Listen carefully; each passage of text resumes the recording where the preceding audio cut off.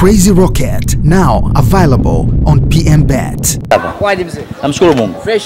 Kama kawaida. Wananchi mnaona? Yeah. Ulikuwa jukwani? Yeah. Umesikia kelele zao?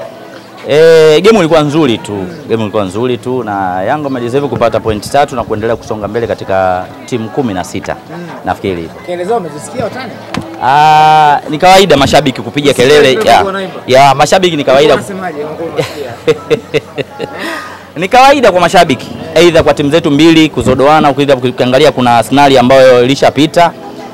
Na leo tumekuja kama familia kuja kujoin wote kwenye game kama hii. Tulikuwa sisi jana tumecodify na wao leo pia wamecodify. Yote kwa yote kuombeana heri, tukutane mbele ya safari. Performance nzuri kwa sababu kikubwa kwenye mpira wa miguu ni matokeo. Iwe performance ni mbaya lakini mwisho wa siku tunaangalia matokeo. Yanga walichokuwa wanakihitaji wamekipata. Ndio kitu bora katika timu yoyote duniani. Kwanza ni matokeo. Naam. Pengine sababu umetizama sasa Young Africans ambayo imekuwa na muendelezo wa kuruhusu magoli. Kumekuwa na mjadala mkubwa hapa. Je, kila yule ambaye anakuwa anahusika katika safu ya ulinzi wa Yanga ni mbovu? Mimi naamini hayo ni maneno ya kishabiki. Ya mimi bado Dar es Salaam Young Africans na wa respect kwenye sehemu ya safu ya ushambuliaji. Ukiangalia mpaka sasa hivi kwenye ligi ya NBC ndo safu ya ushambuliaji yenye magoli mengi. Tunaangalia numbers kwenye kila timu.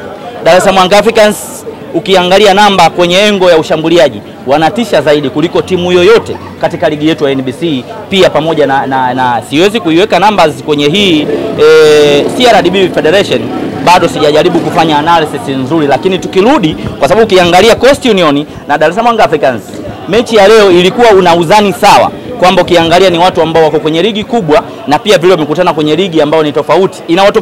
Inautofautisha ligi tu, lakini wapo kwenye ubora ambao unalingana. Wote wako NBC na pia wamekutana kwenye CRDB Federation. Kwa yote mimi kwenye swali lako bado Yanga na hapa nafasi kubwa sana kwenye engo ya ushambuliaji.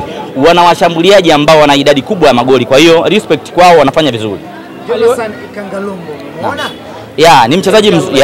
Ni mchezaji mzuri ukimwangalia, kitu labda ambacho bado anakitafuta ni fitness, bado hayuko vizuri, lakini ukimwangalia ni mchezaji mikimbio bado ni mzuri. Kwa obvious unamuona kabisa ni mchezaji ambaye ana kitu. Kinachohitajika mashabiki na wapenzi wa Dar es Salaam Young Africans waendelee kumpa muda kama kocha Molod ambapo wanamwamini na kuanza kumpa dakika chache kwenda kumalizia ili atengeneze fitness game ili aweze kuja kuipa Yanga kitu kizuri zaidi. Ilipaswa Pacome kuzungumzwa kabla ya dabi kwa kiwango alichokuwa amekionyesha leo. Mimi naamini ukimwangalia leo Pacome Zouzoua alikuwa hayupo kwenye ubora ambao tunaufahamu. Kuna moment nyingi alikuwa kidogo hayupo sawa. Siwezi kujua kwamba kwa huu muda ambao Dar es Salaam Young Africans toka tarehe 28 kucheza mechi ya ushindani wamekuja kucheza leo tarehe 11.